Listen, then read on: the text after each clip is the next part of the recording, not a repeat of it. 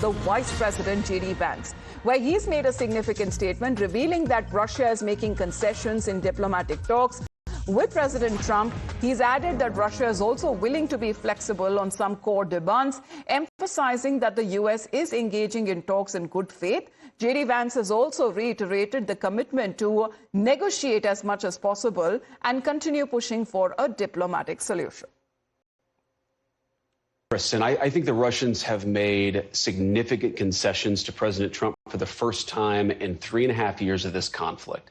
They've actually been willing to be flexible on some of their core demands. They've talked about what would be necessary to end the war. Of course, they haven't been completely there yet, or the war would be over, but we're engaging in this diplomatic process in good faith. We are trying to negotiate as much as we can with both the Russians and the Ukrainians to find a middle ground to stop the killing. I think what the president has tried to do here is try to engage in very aggressive, very energetic diplomacy, because this war is not in anyone's interest. It's not in Europe or the United States' interest. We don't think it's in Russia or Ukraine's interest to keep going. So we're going to keep on pushing for a diplomatic solution. Well, Srinjoy, diplomatic pollution, when it comes to solutions that they seem to be talking about, energetic diplomacy, that JD Vance is of the opinion will end the war in Ukraine. But when we speak of the India angle, he's also said that applying aggressive economic leverage for India, secondary tariffs that were implied, they are the ones who are trying to make it harder for the Russians to get rich from their oil economy. Now, the Trump administration, Srinjoy, has been highly critical of India for its procurement of discounted crude oil from Russia. And this is where it is being cited as to end the war in Ukraine.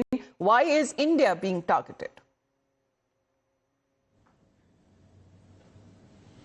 Well, first of all, if the war actually ends, the prices of oil in the world market will go down. So if it goes down, there will be no need to buy Russian crude. That's the most important point. So if Trump and JD Vance and Marco Rubio and all these people are actually successful in bringing this war to an end, it will help India. And this entire problem of buying Russian crude will go away. Then, if the war ends and India keeps buying Russian crude, then India will not be helping the Russian war effort, because there is no war effort to begin with. So that has to be kept in mind. So the earlier Trump and Vance and everyone else helps to end the war, it will be better for India. And not just India, because the South countries have suffered enormously because of the war. High food prices, high fuel prices, high fertilizer prices. And for a country like India with 1.4 billion people, with a per capita income of $3,000 a year, it is a very difficult situation. The increase of petroleum prices by $1 per barrel hurts India very badly, which is why India is buying Russian crude. I mean, this is something America should understand and did understand for all these years. Well, that's the point. Either they're going to be eventually successful or hit a brick wall.